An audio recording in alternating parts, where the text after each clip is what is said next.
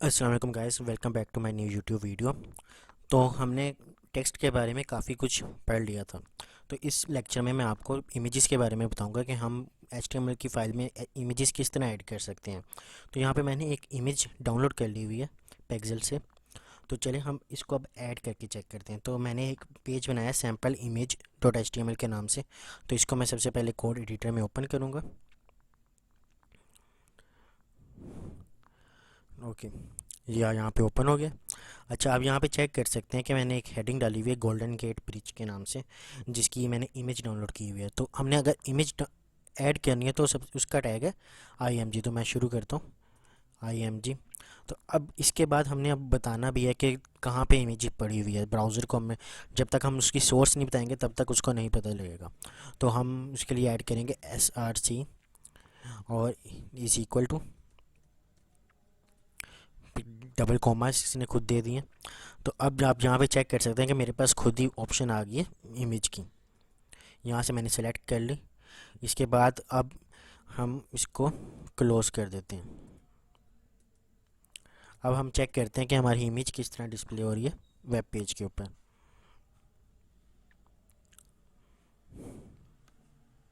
कि यहाँ पे इमेज काफ़ी अच्छी डिस्प्ले हो रही है।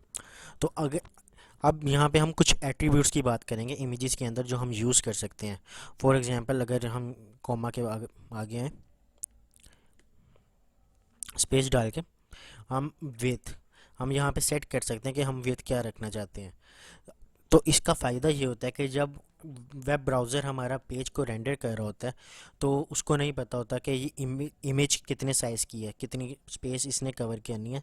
तो वो उतनी देर तक जो टेक्स्ट होता है उसके नीचे वो डिस्प्ले नहीं करेगा तक जब तक कि इमेज का साइज़ उसके पास रेंडर नहीं हो जाएगा। तो इसलिए अगर हम पहले ही, जैसे इसकी विथ जो है एक्चुअल 640 है, और अगर हम साथ हाइट भी ऐड कर लें वो 4.6 है, अगर हम पहले ही ब्राउज़र को बता देंगे तो वो ज़्यादा टाइम नहीं लेगा। और इस तरह हमारी जो पेज की अगर ज़्यादा इमेजेस हैं हमारे पेज के ऊपर तो एक्चुअली वेबसाइट्स फिर काफ़ी स्लो लोड होती हैं। लेकिन अगर हम विड्थ और हाइट पहले ही ब्राउज़र को बता दें तो इससे थोड़ा जल्दी लोड हो जाती हैं। इससे हमारी स्पीड जो सी है पेज लोड की वो इंक्रीज़ हो जाती है। चलिए अब चेक करते हैं कि कोई चेंज आता है इसके ऊपर। तो आप देख सकते हैं कि कोई चेंज नहीं आया। यहाँ पे रिफ़्रेश कर लेते हैं एक बार। लेकिन अगर मैं यहाँ पे चेंज करूँ इसकी जो विड्थ है, इसको मैं 500 कर दूँ और सेव करके इसको दोबारा रन करते हैं, तो आप ये देख सकते हैं कि इसकी विड्थ कम हो गई है। तो इस तरह हम यहाँ से इसकी जो इमेज की विड्थ और हाइट भी सेट कर सकते हैं। तो उसके बाद एक जो इम्पोर्टेंट प्रॉपर्टी है उसको ऑल्ट कहते हैं। तो इन केस कि अगर हमारी इमेज लोड नहीं होती तो वहाँ पे एक टेक्स्ट डिस्प्ले हो जाता है कि जिससे पता चल जाता है कि यहाँ पे इमेज थी। तो फॉर एग्जांपल मैं यहाँ पे लिख देता हूँ गोल्डन गेट ब्रिज इमेज। अब चेक करते हैं कि ये किस तरह डिस्प्ले हो रहा है। आप यहाँ पे चेक कर सकते हैं, अभी यहाँ पे कोई भी टेक्स्ट नहीं डिस्प्ले हो रहा। ये तभी डिस्प्ले होगा जब यहाँ से इमेज लोड नहीं होगी। तो अगर इमेज हमने लोड नहीं करवानी तो हम एक काम करते हैं, यहाँ पे न्यू फोल्डर बनाते हैं इमेजेस के नाम से,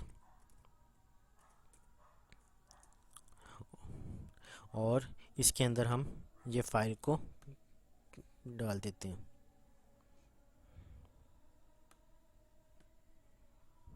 और अब अपने ब्राउज़र पे वापस जाएंगे और रिफ़्रेश करते हैं। अब आप चेक कर सकते हैं कि हमारी इमेज नहीं लोड हो रही क्योंकि हमारा जो सा सोर्स थी जहाँ पे फाइल की लोकेशन थी वो चेंज हो गई है। तो अब HTML की फ़ाइल को वो वहाँ पे इमेज नहीं मिल रही, तो उसने यहाँ पे जो हमने ऑल्ट में ऐड किया था वो उसने डिस्प्ले करवा दिया। तो अगर हमने चेंज करना है तो हम सिंपली यहाँ पे लिखेंगे इमेजेस एंड स्लैश लगाएंगे, तो उससे उसका पाथ सेट हो जाएगा। अब यहाँ पे आते हैं, इसको लोड करते हैं। तो आप यहाँ पे चेक कर सकते हैं कि दोबारा इमेज लोड हो गई और वहाँ से जो टेक्स्ट था वो रिमूव हो चुका है। चलिए अब एक और चीज़ के ऊपर चलते हैं, फिगर का टैग। अगर हमने इमेज के साथ कोई टाइटल या कैप्शन डिस्प्ले करवाना है तो उसके लिए हम फिगर का टैग यूज़ करते हैं।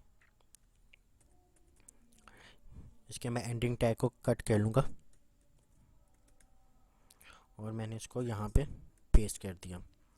अच्छा, अब हमने कैप्शन करवाना है तो हम लिखेंगे फिग FIG कैप्शन, टैप कर दिया और यहाँ पे मैं सेम अगर यही लिख दूँ,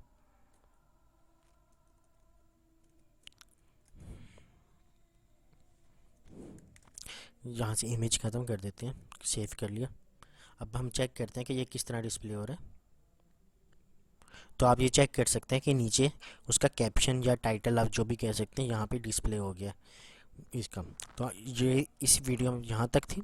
तो नेक्स्ट वीडियो में हम अब एक कंप्लीट वेबसाइट क्रिएट करेंगे जिसमें इमेजेस भी ऐड करेंगे, टेक्स्ट वगैरह को फॉर्मेट भी करेंगे बिल्कुल, लेकिन सिर्फ HTML को यूज़ करते हुए। तो तब तक के लिए मुझे इजाज़त दें और दुआ में याद रखिएगा। अल्लाह हाफिज़।